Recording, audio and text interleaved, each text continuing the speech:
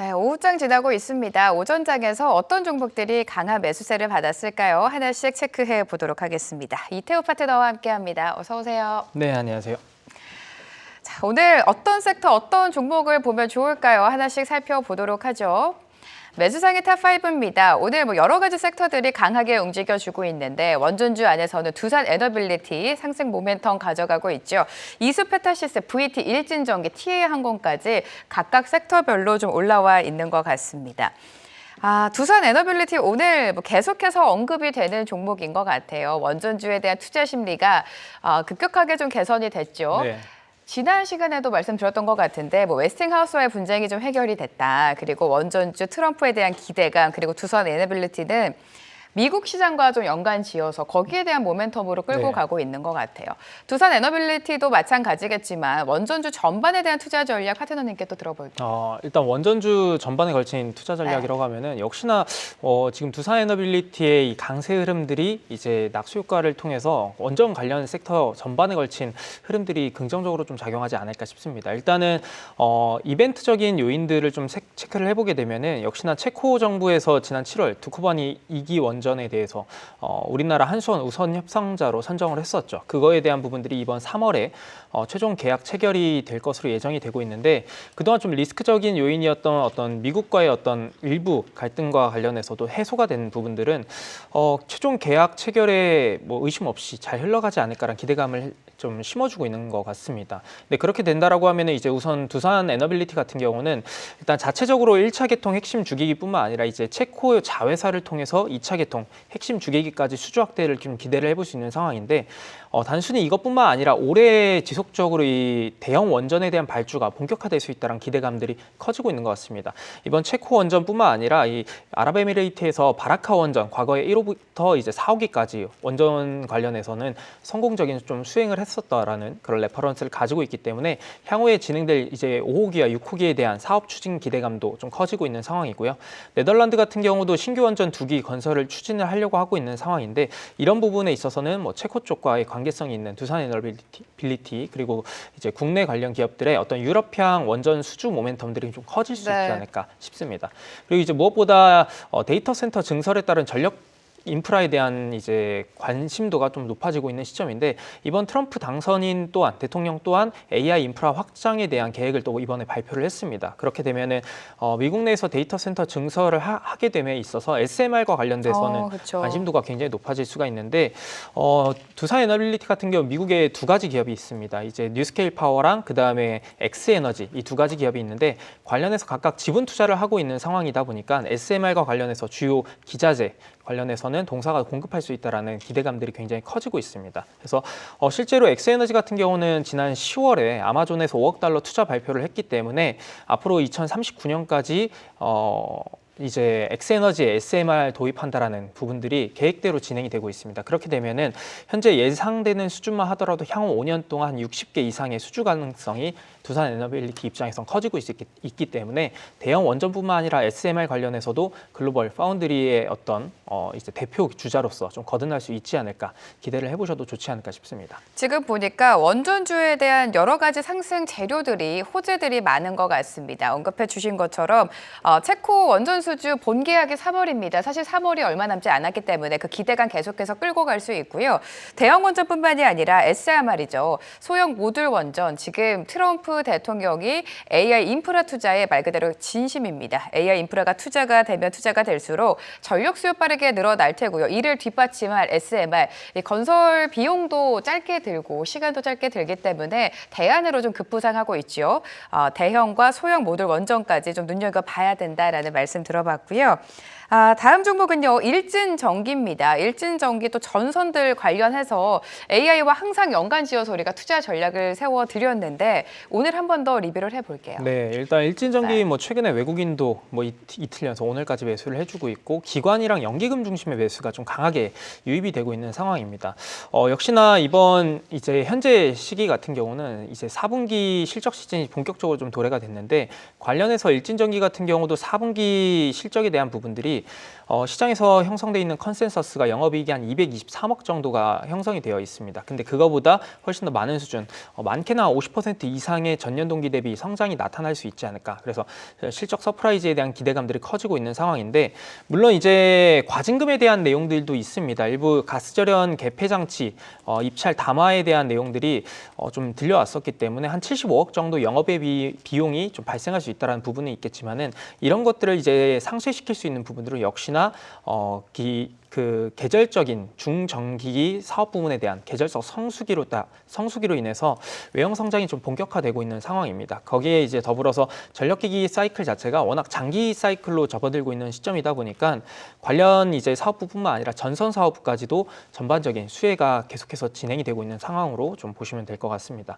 특히나 이제 최근에 이제 원달러 환율 같은 경우도 강한 상승 흐름들이 나타나고 있기 때문에 전선 부문의 해외 수출 비중 증가가 되고 있는 부분들은 해당 부분에 있어서 수익성 개선까지도 좀 기대를 해볼 수 있기 때문에, 지난 한 해 영업이익에 대한 긍정적인 전망뿐만 아니라 올해 같은 경우도 여전히 좀 더 실적에 대한 긍정적인 전망을 해볼 수 있지 않을까 싶습니다. 특히나 작년보다 올해를 더 기대를 해볼 수 있는 부분 중에 하나가, 작년 10월에 홍성 제2공장을 완공을 했는데 해당 부분이 좀 증설됨에 따라서 올해 이제 매출액이 약 한 4천억 정도 증설분이 좀 반영이 될 수 있다는 기대가 커지고 있는 시점입니다. 근데 만약에 이렇게 된다라고 하면 일진전기가 현재 시가총액 한 1조 4천억 정도 평가를 받고 있는데, 해당 시나리오대로 실적 개선세에 힘입어서 주가 같은 경우도 마찬가지로 상승이 나타난다라고 하면은 시가총액 상승에 따른 MSCI 지수 편입까지도 좀 기대를 해볼 수 있는 그런 상황들이 마련될 수가 있기 때문에, ETF와 관련된 수급 유입 이런 것들을 감안해 보면은 현재 이 관련 피어 그룹들이 PER이 한 20배에서 25배 정도를 평가를 받고 있는데, 해당 동사 같은 경우는 올해 예상되는 실적 기준으로 본다 하더라도 PER이 한 17배 정도를 평가를 받고 있습니다. 상대적인 저평가 국면에 있다라고도 보셔도 되기 때문에, 주가에 대한 어떤 강세 흐름들이 현재 구간에서 그렇게 부담스럽진 않다라고도 좀 평가를 해보시면 어떨까 싶습니다. 일진전기 다시 한번 짚어주셨습니다. 오늘 올라온 종목 중에 TA항공, TA홀딩스도 체크를 해봐야 될 것 같은데, 제 기억이 맞다면 이태호 파트너님께서 항공주 안에서 항상 TA항공을 긍정적으로 탑픽으로 꼽아주셨습니다. 경영권 분쟁을 제외하더라도 좀 상승 모멘텀이 있다라고 여러 번 언급을 해주셨고, TA항공 같은 경우에는 아시아나항공의 빈자리를 채우는 이 장거리 노선에 대한 기대감이 항상 부각이 됐었죠. 어제에 이어서 오늘까지 급등이 나오는 이유는 당연히 대명 소노그룹이 TA항공 경영권 인수를 본격적으로 추진한다, 이런 뉴스 속에 주가가 시세를 내주고 있습니다. 하실 말씀 많을 것 같아요. 네. 맞습니다. 말씀해 주신 것처럼 TA항공을 작년 연말부터 좀 많이 관심 있게 봤었는데, 작년부터. 일단은 이제 본업에 대한 내용을 좀 정리를 잘 해주셨습니다. 우선 아시아나항공의 어떤 빈자리를 메꿀 수 있는 어떤 장거리 노선 취향에 대한 부분들이 있는데, 사실 지난 3분기 때부터 유럽항 노선 취향을 했었습니다. 근데 그 부분들이 일단은 비용적인 부분들이 좀 많이 출회가 됐었기 때문에 아직까지는 이제 매출에 대한 부분들이 긍정적으로 수익화가 되고 있지는 않은 상황이라고 보시면 될 것 같고요. 유럽 노선뿐만 아니라 이제 캐나다의 밴쿠버 지역에 대한 이 장거리 노선 신규 취향까지도 좀 준비를 하고 있는 단계다 보니까, 아직까지는 이제 관련해서는 좀 준비와 이제 시작되는 단계인 것이지 수익성이 급격하게 증가된다라고 보기는 좀 어려운 것 같습니다. 특히나 작년 3분기 기준으로 보게 되면은 현금성 자산이 한 2,100억 정도가 있었는데 순차입금이 한 2천억 정도가 있습니다. 해당 수준 자체만 본다라고 하면은 재무적으로 문제될 것은 없는데, 앞서 말씀드린 것처럼 이제 장거리 노선 취향이 좀 본격화되고 있다 보니까 아직까지는 이제 수익성에 대한 부진, 그리고 장거리 노선 취향에 따른 신규 기재 도입 이런 것들이 좀 발생을 하고 있다 보니까 아무래도 올해 상반기까지는 좀 현금 흐름에 대한 부분들이 조금 다소 둔화될 수 있다는 것도 염두를 하시면 될 것 같습니다. 다만 이런 부분들은 결국에 중장기적으로 봤을 때는 수익성에 대한 부분들이 좀 더 큰 가치를 가져올 수가 있기 때문에 아주 큰 우려, 리스크적인 요인이라고 보기는 어렵다, 이렇게 말씀드리고 싶고요.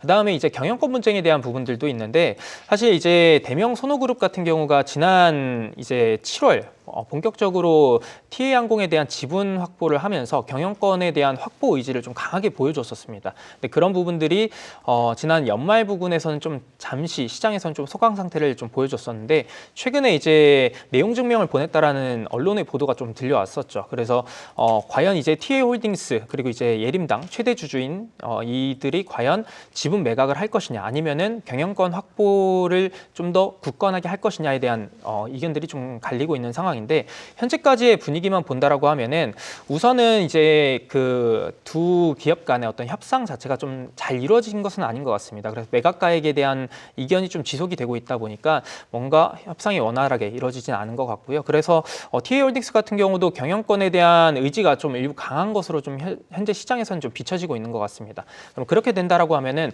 올해 3월 22일에 이제 정기 주주총회가 예정이 되어 있는데 관련해서 대명손호그룹 같은 경우는 신규 이사진들에게 있어서는 뭔가 본인들에게 좀 우호적인 그런 이사진들을 일정 부분 좀 확보하려 할 것이고 TA홀딩스 같은 경우는 현재 4명 정도의 어떤 교체 시즌이 좀 도래했는데 이 부분들을 좀 유지하려고 하는 그런 움직임들이 나와줄 것 같습니다. 그렇게 되면은 가장 중요한 게 지금 현재 두 기업 간의 지분율 수준을 본다라고 하면은 아주 그렇게 큰 차이가 없는 상황입니다. 3%가 안 되는 수준이기 때문에 앞으로의 이 방향성에 있어서는 소액주주에 대한 어떤 표심이 굉장히 중요한 상황이다라고 보시면 될 것 같습니다.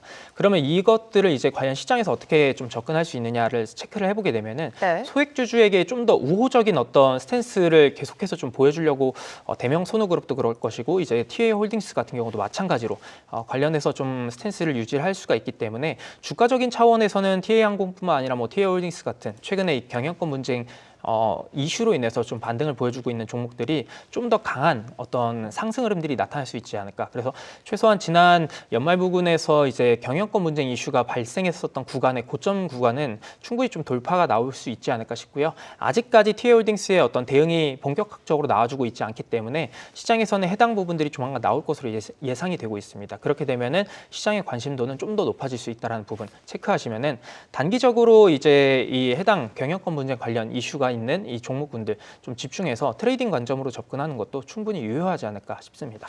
경영권을 두고 분쟁이 좀 본격적으로 시작이 된 것 같습니다. 3월에 예정되어 있는 주총이 좀 관건이 될 것 같은데요. 그때까지 TA홀딩스를 비롯해서 관련주들의 흐름을 체크해 보도록 하겠습니다. 오늘 가지고 오신 종목 만나보도록 하죠. 오늘 또 어떤 종목 가지고 오셨을까요? 세트랙가입과 PSK홀딩스 그리고 S오일인데 PSK홀딩스도 오늘 4분기 깜짝 실적에 대한 기대감으로 주가 많이 오르고 있습니다. 시청자분들의 픽은요.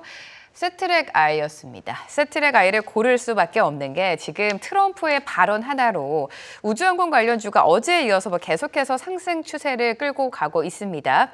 화성에 우주인을 보내겠다라고 트럼프가 발언을 했고 그렇게 된다면 머스크가 이끌고 있는 스페이스 X와 연관을 지어야 될 것 같은데 세트랙아이는 스페이스 X와 협력을 했기 때문에 더 부각이 되고 있는 것 같습니다.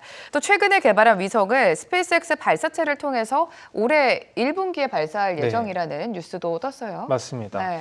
말씀하신 것처럼 지금 트럼프 어떤 정책 수혜 기대감에 의해서 어떤 우주항공 관련 쪽에 매개가 좀 많이 쏠리고 있는데 역시나 그 중에서 가장 중요한 것은 이 스페이스 X라고 하는 기업과의 연관성인 것 같습니다. 근데 세트랙아이 같은 경우는 이번 1분기 부근에서 아무래도 스페이스 X를 통해서 동사의 광학 위성을 좀 발사할 것으로 예상이 되고 있는데 이렇게 됐을 때 앞으로의 이제 실적 기대감들이 좀 커질 수가 있습니다. 왜냐하면은 우선 지난 3분기 이제 실적 발표됐던 것 가장 최근 발표됐던 걸 기준으로 보게 되면은 위성 사업부에 대한 매출이 한 95%가 찍혔었고 이제 나머지 부분에서는 위성 영상 사업이라든지 AI 기반의 데이터 분석 사업 이런 것들을 병행을 했었는데 위성 사업부는 그동안 흑자가 좀 유지가 되고 있었습니다. 근데 이제 지난해 연결 기준으로 적자가 좀 발생할 수 있는 요인 중에 하나가 앞서 말씀드렸던 자회사를 통한 위성 영상 사업에 대한 이 부분들이 적자가 좀 지속이 되고 있다는 비용에 대한 부분들이 발생하고 있다는 부분 때문에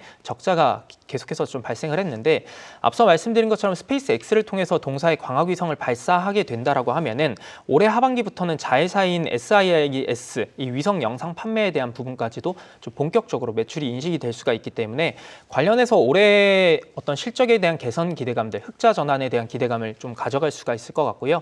특히나 또 작년 3분기 기준으로 수주 잔고가 5,400억 이상이 찍혔습니다. 해당 부분이 역대 동사 기준으로는 역대 최고 기준의 어떤 수주 잔고이기 때문에 관련해서 본다라고 하면은 올해부터는 여전히 이제 흑자에 대한 기대감들 좀 커질 수 있다라는 것. 그리고 이제 무엇보다도 동사의 위성 같은 경우는 지금 초고해상도 위성에 대한 부분들을 좀 개발을 성공한 상황인데 우리가 이제 일반적으로 인터넷을 통해서 1m급 이제 해상도 촬영에 대한 영상들은 무료로 좀 받아볼 수 있겠지만은 동사에 대한 부분들은 좀 쉽게 볼 수 없는 그런 부분이 있기 때문에 관련해서 중장기적인 관점 긍정적으로 보셔도 좋지 않을까 싶습니다. 싶습니다.